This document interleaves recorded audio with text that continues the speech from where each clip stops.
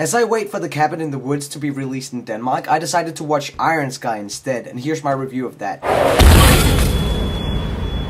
Okay, essentially, Iron Sky is a steampunk-ish sci-fi that takes place in 2018, where the Nazis are coming back to take over the world, and they're bigger, stronger, and more beautiful than ever. Wait, that's even less ridiculous than the actual premise, because the Nazis are from the freaking moon. With a premise like this, I was instantly hooked, and my thoughts kept wandering to Kubrick's legendary comedy Dr. Strangelove, and Iron Sky even has a pretty funny throwback to that film. In fact, Iron Sky had several funny references to pop culture, the best of which was a shot-by-shot reenactment of the famous Hitler scene from Downfall, which has now become a meme.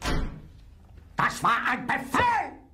Der Angriff Steiners war ein Befehl! But let's get to the actual review. Visually, Iron Sky is a beautiful and most of all impressive film considering the low budget. Its overall style is well accomplished and consistent. It has sort of a retro, nostalgic feel to it, which is why I called it steampunk earlier, even though it can't really be classified as steampunk. The coloring and general camera work reminded me a lot of Sucker Punch from last year, which was a visual masterpiece in my opinion, so that's a good thing. The acting department, on the other hand, now that's a whole other story. I know that a comedy like this is supposed to have some degree of overacting, but this was just ridiculous. Christopher Kirby plays the roles of James Washington, who I think he's supposed to be the hero of this story, but I don't actually know because his role is just all over the place. He didn't have a single funny line, and he completely overplayed the role of the average black brother from the hood. Another absolutely horrible character was Stephanie Paul, who played a Sarah Palin lookalike, and oh my god, look at how politically relevant and quirky they are. She's the fucking president of the United States. All presidents who start a war in their first term get re-elected. Mostly it reminded me of a bad sketch from Saturday Night Live. However, I must admit that even though the political satire in Iron Sky is very poor, there were actually several funny scenes from her point of view that made me laugh, especially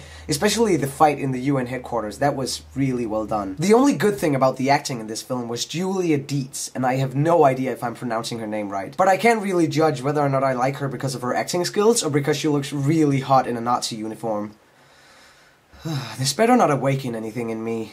What seemed to be an overall flaw with many of the non-English actors was the delivery of their jokes. I know everything about this from personal experience. I mean, English isn't their first language, so it's very difficult for them to make the jokes seem naturally funny, which ruined a lot of great scenes for me. What really annoyed me though was the script. It seemed like it forgot that it had a B-movie premise, and it shouldn't have aimed higher than that. I really think Iron Sky would have worked a lot better if it had focused more on some good, solid, silly but not too silly jokes and the delivery of those, instead of trying to go into intelligent humor and political satire, because let's be honest, Nazis on the moon is just not the setting for that kind of stuff. Some of you might defend this film by saying that it's a light comedy, you don't have to take it so seriously, Simon, and perhaps you're right, perhaps I'll like it more if I watch it a second time, but that doesn't change the fact that right now I'm not impressed, and I'm gonna give it a 5. Maybe a very light 6, but I'm just really disappointed. I really thought this movie had the potential to be a B-movie inspired cult classic, but now I'm not so sure. However, that doesn't mean that you shouldn't watch Iron Sky. I think it's an interesting and beautiful film, but it's not as unique and quirky as its premise makes it out to be. If your local cinema isn't playing Iron Sky, you can send a request through the link in the description box.